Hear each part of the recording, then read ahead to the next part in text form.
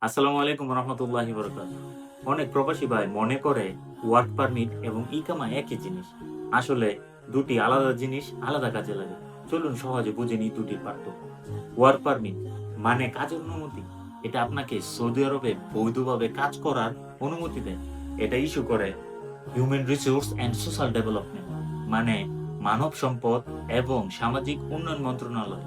ইকামা বানাতে অথবা ইকামা রিনিউ করতে আগে থেকে আপনাকে বৈধ ওয়ার্ক পারমিট থাকতে হবে। সহজ কথায় ওয়ার্ক পারমিট হলো আপনি সৌদি আরবে কাজ করতে পারবেন এই অনুমতি। আর ইকামা মানে থাকার অনুমতি।